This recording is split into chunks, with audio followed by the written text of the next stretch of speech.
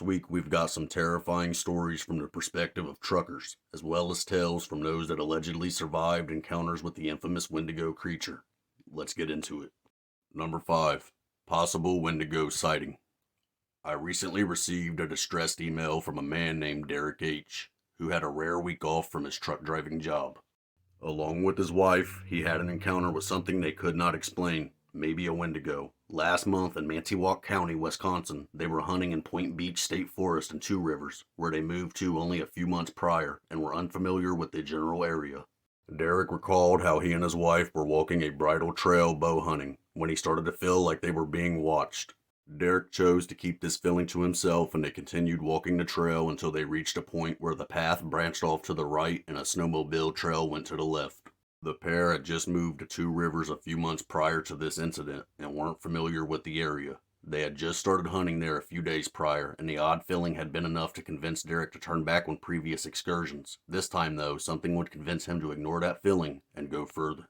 As Derek and his wife reached a fork, something not far off from the trail ran off through the woods. It seemed so big I felt it in the ground, Derek noted. Believing it must be a large buck, the couple proceeded down the trail hoping to get a glimpse of it. They found it about 50 yards up where the trail opened into a stand of tall pines. It was behind a tree and at first appeared to be a bear standing on its back legs, scratching its backs against a tree trunk. It kept stepping to the side, and I could see what looked to be a shoulder and a really long arm, Derek said, but it looked black, really black. Then it did something funny, almost like it got down on all fours, and I thought I saw what would be its head. But it was very oddly shaped, almost like a football, but horizontal with very long ears pointing up into the back. And he said he thought what I believed to be very long, almost grayish hair. Derek estimated the creature to be about 8 to 10 feet tall, with long, thin, gangly arms. He and his wife watched it briefly, unable to understand what they were looking at. Then it took 3 large steps and disappeared into the underbrush. The couple decided then to end their excursion and go back to the safety of their home. Number 4. Antlers, from Brandon C. I have been a truck driver for the past 20 years. Seen lots of strange crap over the years, but nothing like this. It was 2021 when I was camping out in my cab for the night. The next morning when I awoke, I walked into some nearby woods to relieve myself. It was summertime. I was walking a trail when I came across a logging site that looked abandoned. As I approached closer, I noticed there was a big spot of sunlight and a silhouette of a figure with a deer-like skull, antlers, and goat legs. I ran back to my truck and got the hell out of Dodge. Be careful in the woods, folks.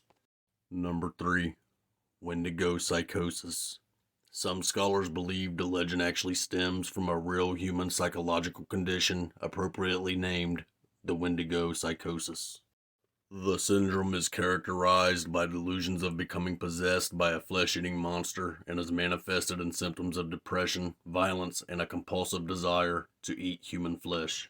They also say this is a culture-bound syndrome in certain natives living in Canada and the northern United States. I'm not quite sure. I believe it's culture-bound only, though. There are similar mental illnesses worldwide, just in various forms.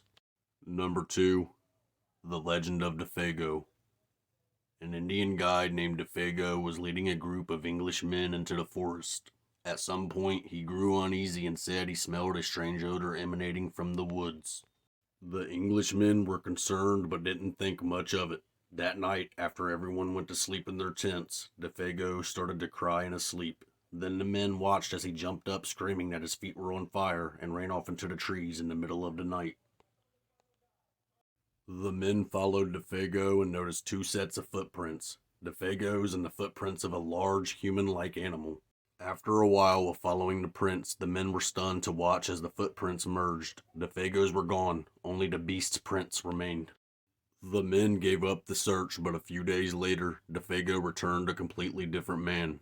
Disheveled and ranting and raving in a language no one understood. He couldn't speak in his native tongue or in English, but the men understood one word: Wendigo. A few days later, Defago died.